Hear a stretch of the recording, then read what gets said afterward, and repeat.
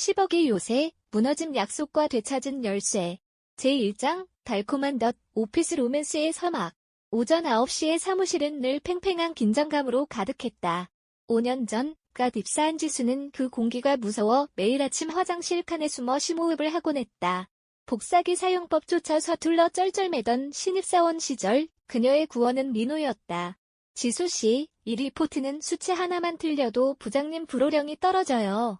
내가 미리 한번 검토해 줄 테니까 내 책상으로 가져와요. 민호는 완벽했다. 반듯하게 다려진 셔츠 소매를 걷어붙이고 업무를 가르쳐주던 그의 모습은 지수에게 단순한 선배 그 이상이었다. 그는 때때로 지수의 책상 위에 그녀가 좋아하는 자몽에이드를 남몰래 올려두었고 야근이 길어지는 날은 집 앞까지 차를 태워다주며 다정한 위로를 건넸다. 지수야, 너는 참 맑아. 이 험한 회사 생활에서도 내가 그 미소를 잃지 않았으면 좋겠어. 그의 고백은 지수의 대리 승진 날 찾아왔다. 3년의 연애는 평화로웠다. 민호는 단 한 번도 큰 소리를 낸 적이 없었고 지수의 사소한 투정도 넓은 가슴으로 받아주었다. 회사 동료들은 그들을 보며 사내 연애의 정석이라며 부러워했다. 하지만 결혼 이야기가 나오기 전까지 지수는 민호의 다정함 속에 숨겨진 날카로운 계산기를 보지 못했다. 제2장, 효심이라는 이름의 가스라이팅. 민호의 어머니, 박 여사를 처음 만난 날, 지수는 자신이 평가받고 있다는 사실을 뼈저리게 느꼈다. 압구정의 한 한정식집, 박 여사는 지수의 옷차림부터 손톱 끝까지 훑어내렸다. 우리 민호가 아비 없이 자랐어도 어디 가서 개 한 번 안 죽고 자라내다. 내가 어떻게 키운 아들인데. 박 여사의 말은 늘 희생과 도리로 시작해서 보상으로 끝났다. 민호는 어머니 앞에서는 유순한 냥이 되었다. 본격적인 결혼 준비가 시작되자 박 여사는 예비 시어머니의 조언이라며 지수에게 두툼한 종이 뭉치를 건넸다. 그것은 혼수 리스트가 아니라 박 여사의 욕망 리스트였다. 엘사 최상급 안마의자 1,000만 원대. 유럽산 수입 가구 및 85인치 TV. 어머니를 위한 고가의 명품 백과 모피 코트. 민호 오빠, 이거 너무 과하지 않아? 우리 신혼집 24평이라며. 이 커다란 가구들이 들어갈 자리도 없어. 그리고 어머님 가방은 예단비에 포함된 거 아니었어. 지수의 합리적인 의문에 민호의 표정이 싸늘하게 식었다. 그는 지수의 손을 강하게 쥐며 낮게 읊조렸다. 지수야, 우리 엄마 평생 나 하나 보고 사셨어. 나 장가가는 날만 기다리셨는데 이 정도도 못 해드려. 집값은 우리 집에서 대출받아서라도 해간다잖아. 너는 몸만 오면 되는 건데 왜 그렇게 계산적이야. 지수는 당황했다. 몸만 오면 된다던 집값은 알고 보니 지수와 함께 갚아나가야 할 대출금이었고 명의는 단독으로 민호의 것이 될 예정이었다. 민호는 지수가 모아둔 현금 자산을 박 여사의 사치품을 채우는데 쓰길 종용했다. 그것이 사랑하는 남편에 대한 예의라고 세뇌하며 제3장 첫 번째 파국과 여우의 눈물. 갈등은 공동명예 문제에서 폭발했다. 박 여사는 지수를 카페로 불러내 온갖 모욕을 퍼부었다. 어디 여자가 감히 가장의 명의에 숟가락을 얹으려 들어. 내 부모가 그렇게 가르치더냐? 근본 없는 집안 티 내지 마라. 지수는 더 이상 참을 수 없었다. 그녀는 그 자리에서 가방을 챙겨 일어났다. 민호에게 파혼을 통보하고 모든 연락을 차단했다. 3일간 민호는 미친 듯이 지수의 집 앞을 찾아왔다. 비가 쏟아지던 밤, 그는 지수의 집 앞에서 무릎을 꿇고 통곡했다. 지수야, 내가 잘못했어. 엄마가 옛날 분이라 말이 거칠어서 그래. 칩, 내 말대로 반반하고 명의도 같이 해. 내가 엄마 설득했어. 제발 놔버리지 마. 다음 날은 박 여사에게서 연락이 왔다. 그녀의 목소리는 어제의 칼날 같던 기세는 온데간데 없이 애처로웠다. 아가, 내가 어제는 혈압이 올라서 실언했다. 우리 아들 죽어가는 꼴 못 보겠으니 내가 사과하마. 한 번만 마음 돌려주련. 지수는 흔들렸다. 3년의 세월, 그리고 민호가 보여준 눈물겨운 정성이 진심이라 믿었다. 하지만 그것은 지수가 가진 진짜 대시 그녀의 자산을 빼앗기 위한 치밀한 연기였다는 것을 그녀는 뒤늦게 알게 되었다. 제4장 10억 원의 독사, 본색을 드러내다. 결혼식을 2주 앞둔 어느 토요일, 박 여사는 지수를 집으로 초대해 손수 음식을 대접했다. 분위기는 더할 나위 없이 따뜻했다. 식사가 끝나고 과일을 먹던 중 민호가 아주 자연스럽게 마치 오늘의 날씨를 묻듯 입을 열었다. 지수야, 내가 지금 살고 있는 그 아파트 말이야. 그거 우리 엄마 좀 살게 해드리자. 지수의 손에 있던 포크가 쟁반 위로 떨어졌다. 지수가 부모님의 도움과 7년의 직장 생활로 일궈낸 10억 원 상당의 아파트. 결혼하면 전세를 주고 그 돈을 합쳐 강남의 더 큰 집으로 옮기기로 했던 지수의 유일한 자존심이자 보루였다. 무슨 소리야? 거길 왜 어머님이 이사를 오셔? 사실 우리 엄마 집 팔았어. 그 돈으로 우리 신혼집 잔금 치러야 하거든. 엄마는 갈 곳이 없어. 어차피 내 집 전세 줄 거였다며? 그럼 남한테 주지 말고 우리 엄마 살게 하면 되잖아. 엄마 아파트 사는 게 평생 소원이셔. 지수는 눈을 가늘게 뜨고 민호를 보았다. 민호의 눈에는 미안함 대신 당당함과 약간의 협박이 서려 있었다. 정 싫으면 우리 엄마랑 신혼집에서 같이 살든가. 난 우리 엄마 단칸방에 모실 생각 죽어도 없어. 내가 집만 내주면 고부 갈등도 없고 우리 둘이 행복하게 살 수 있는데 왜 망설여? 설마 나보다 집이 더 중요해. 박 여사는 옆에서 한술 더 떴다. 그래, 아가. 내가 그 집 사들고 죽을 것도 아니고 나중에 다 너희한테 돌아갈 집인데 뭘 그렇게 아까워해? 내가 집만 내놓으면 내가 너를 친딸처럼 아껴줄 텐데. 그들은 지수가 결혼 2주 전이라는 막다른 골목에 몰려있다는 것을 잘 알고 있었다. 이미 청첩장은 전 직장 동료들에게 뿌려졌고 예식장 예약과 신혼여행 준비도 끝났다. 이 상황에서 파혼을 선택하는 것은 사회적 자살이나 다름없다고 그들은 확신했다. 지수는 그들의 영악한 미소를 보며 온몸에 피가 차갑게 식는 것을 느꼈다. 제5장 요새의 향락 그리고 은밀한 반격. 지수는 천천히 숨을 내뱉었다. 분노로 몸이 떨렸지만 그녀는 입술을 깨물며 미소 지었다. 알겠어요. 어머님 이사하세요. 오빠 말대로 남준은이 어머님 편히 사시는 게 낫겠네요. 민호는 세상을 다 얻은 듯 지수를 껴안았고 박 여사는 지수의 손을 잡으며 역시 내 며느리다라고 칭찬했다. 지수는 그들에게 현관 비밀번호를 알려주었고 이삿날을 일주일 뒤로 확정했다. 하지만 그날 밤 지수는 잠들지 않았다. 다음 날 아침 일찍 지수는 휴가를 내고 부동산을 방문했다. 사장님, 저번에 말씀드린 그 급매물요. 가격 5천 더 낮출게요. 무조건 일주일 안에 잔금 치르고 등기 이전까지 끝낼 수 있는 분으로 잡아주세요. 10억짜리 아파트가 급매로 나오자 투자자들이 몰렸다. 지수는 단 이틀 만에 계약을 체결했다. 그리고 민호 몰래 짐을 하나둘 정리했다. 필요한 물건은 부모님 댁으로 옮겼고 나머지는 과감히 버렸다. 텅 빈 집에서 지수는 민호와 박 여사가 보낸 가스라이팅의 흔적들을 태워버렸다. 운명의 이삿날 아침. 박 여사는 이삿짐 트럭 세대를 이끌고 기세등등하게 지수의 아파트 앞에 나타났다. 민호는 우리 엄마 고생 끝났다며 SNS에 올릴 사진을 찍느라 여념이 없었다. 하지만 도어락은 그들이 아는 번호에 반응하지 않았다. 지수야, 비밀번호 틀리대. 너 혹시 번호 바꿨어? 아침부터 이삿짐센터 아저씨들 기다리는데 이게 뭐 하는 짓이야. 민호의 고함 섞인 전화를 받은 지수는 이미 공항 근처 오피스텔에서 커피를 마시며 창밖을 보고 있었다. 아, 오빠.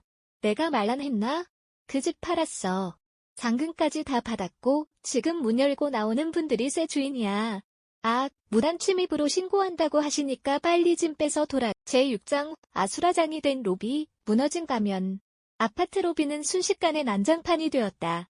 박 여사는 바닥에 드러누워 내 집 내놔라.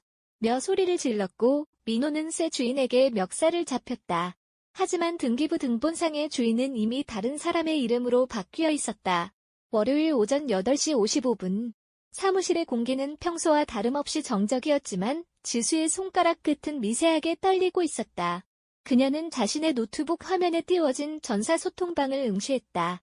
무려 600명이 넘는 임직원이 가입된 익명이 보장되지만 사실상 회사의 모든 여론이 결정되는 거대한 디지털 광장이었다. 지수는 미리 준비해둔 PDF 파일의 제목을 다시 한번 확인했다. 인사팀 강민호 과장의 이면, 가스라이팅과 부동산 갈취를 통한 파혼 실태. 그녀는 심호흡을 한 뒤 전송 버튼을 눌렀다. 폭로 내용 발췌. 첨부 1. 박 여사가 보낸 시어머니 대접 리스트, 모피, 명품백, 안마의자 품목 및 가격 명시. 첨부 2. 민호의 음성 파일. 지수야, 내 아파트 명의 우리 엄마로 안 돌려주면 이 결혼 못해. 너 파혼 딱지 달고 회사 다닐 수 있겠어. 첨부 3. 이삿날 남의 집 도어락을 붙잡고 소리 지르는 박 여사의 영상. 채 1분도 지나지 않아 단톡방의 숫자가 무서운 속도로 줄어들기 시작했다. 읽음 표시가 사라질 때마다 지수의 심장박동은 빨라졌다. 그리고 곧 폭발적인 반응이 쏟아졌다. 영업 2팀, 와. 미친 거 아냐? 강 과장 평소에 젠틀한 척 오지더니 완전 소시 오페스네. 홍보팀, 자기 집 팔아서 신혼집 잔금 치렀다고 구라치고 예비 신부 10억짜리 집을 뺏으려 했다고? 이건 범죄 아님. 인사팀, 익명, 강 과장 지금 출근 중이라는데 우리 팀 단체로 소름 돋음. 저런 사람한테 우리 인사를 맡겼다니. 그때 사무실 문이 거칠게 열리며 민호가 들어왔다. 그는 아직 자신의 스마트폰을 확인하지 못한 듯 평소처럼 여유로운 미소를 띠며 지수에게 다가왔다. 하지만 그가 지수의 책상 앞에 서기도 전에 주변 동료들의 시선이 칼날처럼 그를 찔렀다. 민호의 주머니에서 진동이 울렸다. 하나, 둘, 수십 개. 그의 얼굴이 서서히 창백해졌다. 떨리는 손으로 핸드폰을 확인한 민호의 눈동자가 지진이라도 난 듯 흔들렸다. 이지수 마침표 내가 미쳤구나? 이게 뭐야? 당장 안 내려. 내 인생을 망치려던 건 당신들이잖아. 지수는 의자에서 천천히 일어나 그를 똑바로 응시했다. 당신이 말한 그 파혼 딱지, 이제 당신이 달고 살아야 할 거야. 아, 인사팀에서 지금 부르더라. 징계위원회 열린다고. 민호는 비명을 지르며 지수의 모니터를 내리치려 했지만 이미 상황을 파악한 보안 요원들이 그의 양팔을 붙잡았다. 600명의 배심원이 지켜보는 가운데 강민호라는 이름의 완벽한 과장은 그렇게 사회적 단두대 위에서 처형당했다. 같은 시각 구이동의 한 대형 찜질방. 10억짜리 강남 아파트 입성을 꿈꾸던 박 여사는 눅눅한 황토방 입구 근처에 얇은 매트 한 장을 깔고 누워있었다. 공기는 습하고 탁했다. 주변에서는 코를 고는 소리와 아이들의 울음소리, 그리고 텔레비전의 소음이 뒤섞여 박 여사의 신경을 긁어댔다. 평소 품위를 목숨처럼 여기며 백화점 빔 라운지를 내 집처럼 드나들던 그녀에게 이 낯선 대중의 공간은 지옥 그 자체였다. 아우, 저 미역국 냄새. 역겨워 죽겠네. 박 여사는 코를 막으며 몸을 뒤척였다. 그녀의 옆에는 이삿짐 센터에서 급하게 빼온 명품 가방 몇 개와 모피 코트가 담긴 비닐백이 처량하게 놓여 있었다. 집을 팔아 민호의 신혼집 잔금으로 보냈지만 지수가 아파트를 팔아버리는 바람에 갈 곳이 없어진 그녀는 졸지의 럭셔리 노숙자가 되어버린 것이다. 민호야, 어떻게 됐니? 그 고약한 년집 다시 뺏었어. 박 여사는 민호에게 전화를 걸었지만 돌아오는 것은 고객님의 전화가 꺼져 있어. 라는 기계적인 답변뿐이었다. 며칠 전만 해도 지수의 아파트 평면도를 보며 여기는 내 서재로 쓰고 저기는 옷방으로 써야지라며 똥똥거리던 목소리는 이제 힘없는 신음으로 변해 있었다. 배가 고파진 그녀는 매점 앞으로 다가가 지갑을 열었다. 하지만 남은 돈은 고작 몇만 원뿐. 신혼집 계약 위약금과 컨테이너 보관료로 민호의 통장은 이미 바닥을 드러낸 상태였다. 계란 3개랑 식혜 하나 주세요. 5,000원입니다. 박 여사는 떨리는 손으로 지폐를 건넸다. 그때 옆에서 수다를 떨던 동네의 아주머니들의 대화가 귀에 박혔다. 아니, 글쎄 어떤 미친 시어머니가 며느리 10억짜리 집을 자기 이름으로 달라고 협박했다가 길바닥에 나앉았다잖아. 인터넷에 영상 다 떴어. 박 여사는 소스라치게 놀라며 수건으로 얼굴을 가렸다. 찜질방의 그 거대한 거울 속에 비친 자신의 모습은 품위 있는 강남 사모님이 아니라 탐욕에 눈이 멀어질 자식의 앞길까지 막아버린 초라한 노파에 불과했다. 땀과 눈물이 뒤섞여 흘러내리는 박 여사의 뺨 위로 그녀가 그토록 경멸했던 단칸방의 습기보다 더 지독한 절망이 내려앉. 제7장 3년 후 진정한 집을 짓다. 3년의 시간이 흘렀다. 지수는 더 이상 과거의 상처에 갇혀있지 않았다. 그녀는 더 큰 회사로 이직했고 자신의 능력을 증명하며 팀장의 자리에 올랐다. 어느 날 저녁 새로 만난 연인 성진과 함께 미슐랭 식당을 방문했다가 지수는 익숙한 실루엣을 발견했다. 후줄근한 유니폼을 입고 서빙을 하던 남자가 그릇을 깨뜨리며 손님에게 머리를 숙이고 있었다. 바로 민호였다. 민호는 지수를 발견하자마자 얼굴을 붉히며 다가와 비열하게 웃었다. 어이, 지수. 아직도 그 성질머리 못 고쳤나 보네. 이 남자분, 조심하세요. 이 여자 돈 때문에 사람 버리는 독한 여자니까. 지수는 당황하지 않았다. 곁에 있던 성진이 지수의 손을 꽉 잡으며 민호를 향해 차갑게 말했다. 아, 당신이 그 10억 협박범이군요. 지수 씨한테 다 들었습니다. 실제로 보니 생각보다 더 초라하시네요. 남의 인생 기생하려고 하지 말고 그 깨진 그릇이나 마저 치우시죠. 민호는 분노를 참지 못하고 성진에게 주먹을 날리려 했지만 성진은 가볍게 그를 제압했다. 결국 민호는 식당 사장에게 불려가 그 자리에서 해고당했다. 그것이 지수가 본 그의 마지막 모습이었다. 식당을 나온 성진은 지수의 손을 잡고 방거리를 걸었다.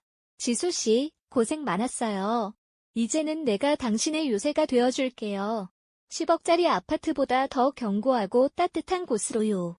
성진은 주머니에서 작은 상자를 꺼냈다. 화려하지는 않지만 정갈한 디자인의 반지였다. 나랑 결혼해 줄래요? 이번엔 협박도 계산도 없는 진짜 사랑으로요. 지수는 눈물을 흘리며 미소 지었다. 과거의 그녀는 타인이 지어준 가짜 성벽 안에 갇히려 했지만 지금의 그녀는 스스로 일궈낸 단단한 자존감 위에서 진정한 사랑을 맞이하고 있었다. 지수는 깨달았다. 인생의 가장 큰 자산은 통장에 찍힌 숫자가 아니라 어떤 폭풍 앞에서도 나 자신을 잃지 않는 용기라는 것을. 두 사람의 그림자가 가로등 불빛 아래 하나로 겹쳐지며 지수의 새로운 인생이 다시 시작되고 있었다.